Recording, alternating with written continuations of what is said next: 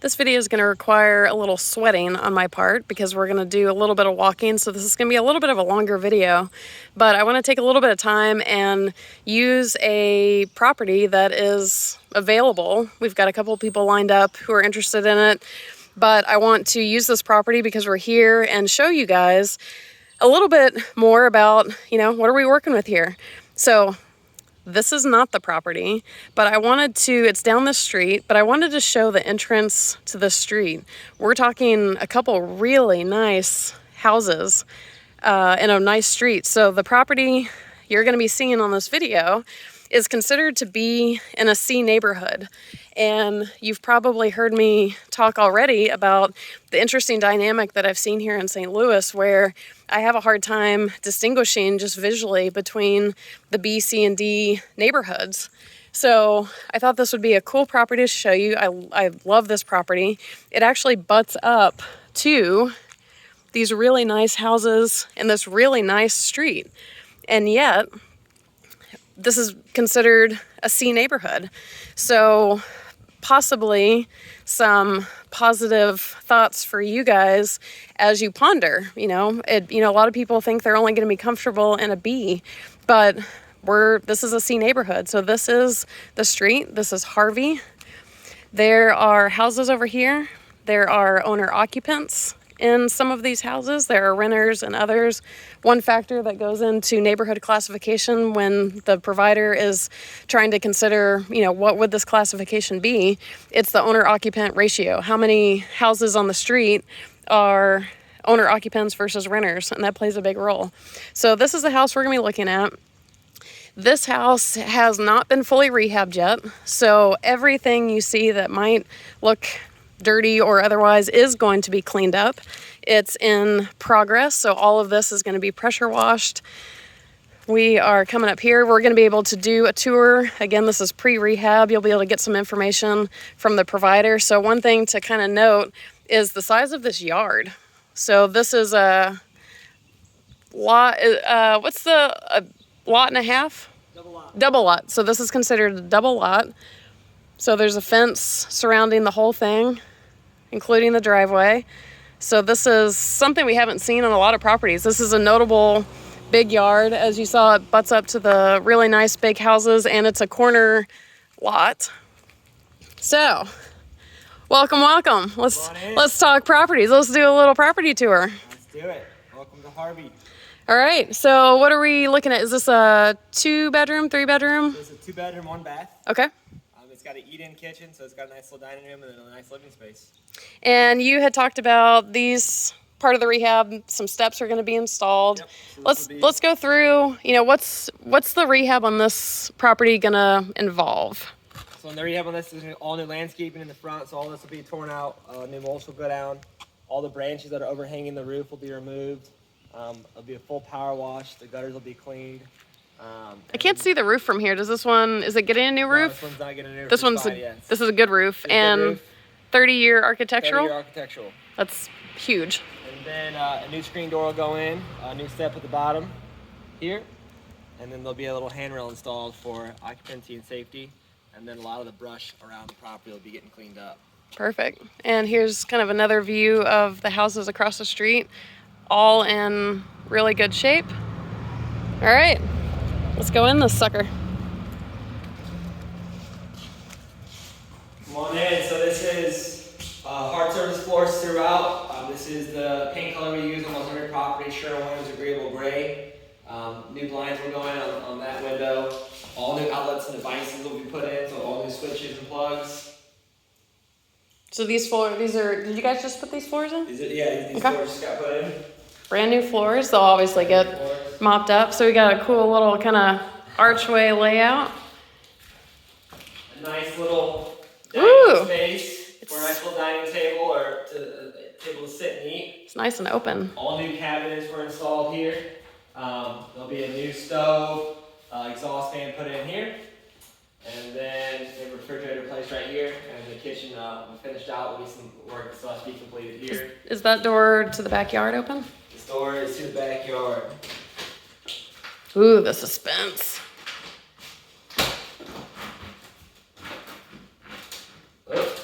Also, the door will be getting fixed. Oh, they got it locked from outside. Oh, as we break the door in half, trying to. Well, at the end of the house, I'll walk around the back so you guys can see the yard. And a hallway.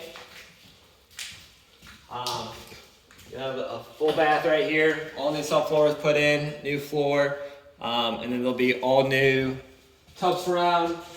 All new plumbing was installed, new water lines. There'll be a new toilet, vanity, mirror, and light bar.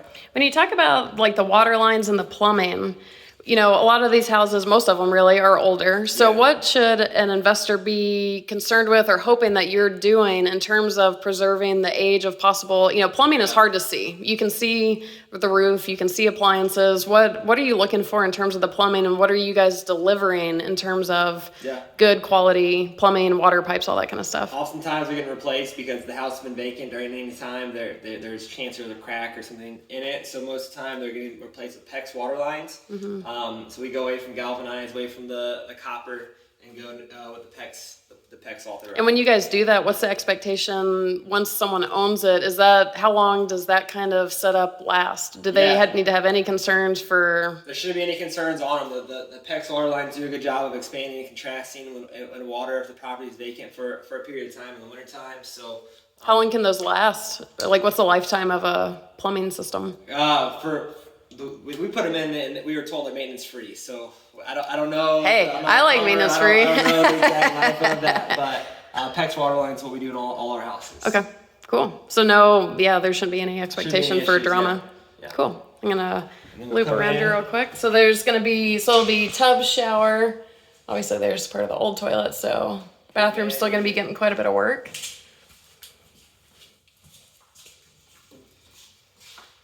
And here's a bedroom for a child or a daughter or someone to live in. Nice little living space back there. I like the little alcove area. And we have a closet. Right here. And then there's a huge master on this one. Pretty big for the style of home. This is a master. Is that, and that would be just the closet? Just a closet, yeah. These are the knobs we do in every house. The brushed nickel, door not finished. Same thing that matches the lights. Cool. And you guys use the same standard fixture in all the properties? Same standard fixture all throughout. Perfect. We do blinds on all of our properties. The tenants tend to enjoy a lot better. And you said it's standard in St. Louis that plenty of blinds, there are no blinds offered. So you guys actually kind of do that as a favor. Just as an incentive for them, and it also makes the house and the outside look a little bit nicer. Yeah, so drawing better quality tenants, higher rents. Yep. Perfect. Better quality tenant, higher rents. They like the neutral walls and they like the neutral floors. I'm seeing the thermostat out there. Do most of these houses is all central air, central heat, or is there? All central air, all central heat. And that's standard for all the houses. Anything we're gonna sell, they're gonna have that. Okay, perfect.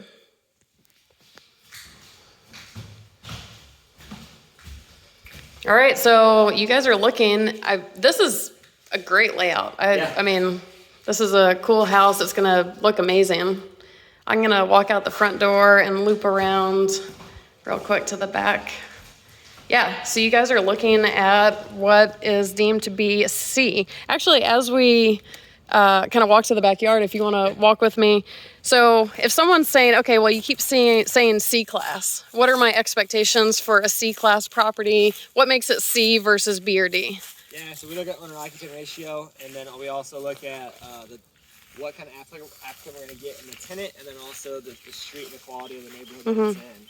What would the pros and cons of investing in a C neighborhood be, in your opinion? Typically a little higher cash flow, and typically a little bit longer of a tenant stay in my experience. Ooh, tell us more about the longer tenant stay, because most people assume that's going to come with the Bs. Yeah, you assume that's a B, and our idea of a true B, that typically the individual is going to live there for a couple of years. They just got their first job. They're just trying to save up money for a down payment, so it's a stepping stone they use in order to get into a property of their own. So, which I think is a dynamic nobody really ever thinks about, and it may not be applicable to all markets, but because St. Louis is so affordable, Yeah, they're just trying to get their own, they're en route to getting their own home, whereas the C-class tenants, typically there is no plan to get their own home, so they're going to be longer term tenants, which no one's going to think about. In St. Louis, you can get a B-class house for $200,000 and pay $1,200 a month in a mortgage. Yeah. This is a whole all-new meter base, panel and risers, so this was permitted and passed the municipality. Nice. Is that satellite left over from someone else, or does that... Satellite's left over. That's left over? Yep. All right, so there's a little porch back here. So this whole yard is fenced. And like I said, this is a double lot. There's that back door that was locked that we were trying to break down. You guys are welcome. we're willing to break properties. So what would this door back here? So we got a slab that would be really cool to clean up for a porch. Ah, so there's a basement. There's a basement. There's no power on at the property in the basement yet, so there's an unfinished basement that it's going to have the utilities, and then a tenant's going to use for their storage. Okay. And the basement dynamic in St. Louis, you said basements go a long way as far as rentability and for possible resale later. Like, people are really looking for basements. It's easier to rent. So typically on the resale, a slab's going to take 3 times as long to sell. So if the average days on market is 7, a slab is typically going to take 14 to 21 days to sell. So having a basement's more desirable for resale and for rentability. So if someone bought this house and asked the question, could they potentially later finish the basement, would that, I mean, obviously it would be a possibility, would that bring any kind of value, as a way to improve the property? You can improve the property that way, but then also your resale value is going to be a little bit higher, and then also your rentability is going to be a little bit higher. Yeah, so higher rent. So it's like one of the few cases of a turnkey where you actually could make an improvement if you wanted to try and force some value. Force some value. Even adding a half bath into the basement could increase rent anywhere from $50 to $75 a month. So that'd be big. You got a basement bedroom down there. It could increase significantly. Cool. Check out this yard. This is easily the biggest yard of all the properties we've been in. And then I assume you're going to pressure wash and all that kind of stuff. Some landscaping and some major stuff still to be done. So. And while I have you here, what are some of the tricks you guys, you alluded to some of them, what are some of the tricks you guys use to increase the rent value? Yeah. Bring in those better quality tenants. What are those tricks? So modern colors all throughout, modern floors. We do the white kitchen cabinets in the kitchen. Tenants seem to enjoy that. The nicer counters that you saw, that's more look like the marble or the granite.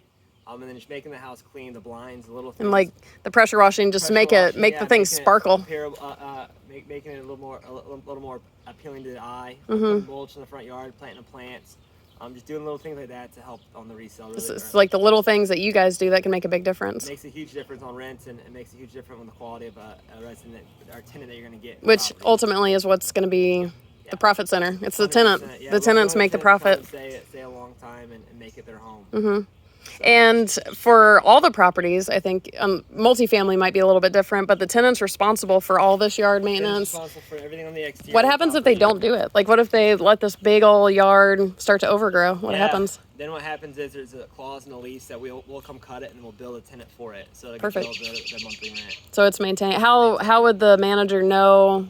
Are they doing periodic, houses are getting checked on? There's quarterly inspections. A lot of times we own a property in the areas where we're doing drive-bys.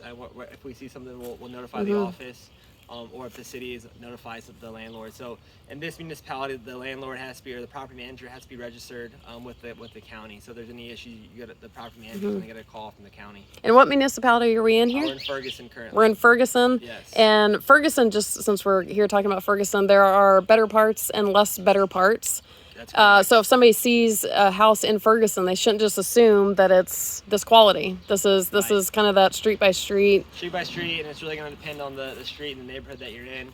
There's areas that are more desirable, and there's areas that are less desirable. Yeah. So it's just knowing that and making sure you're looking at your surroundings. Perfect. I love it.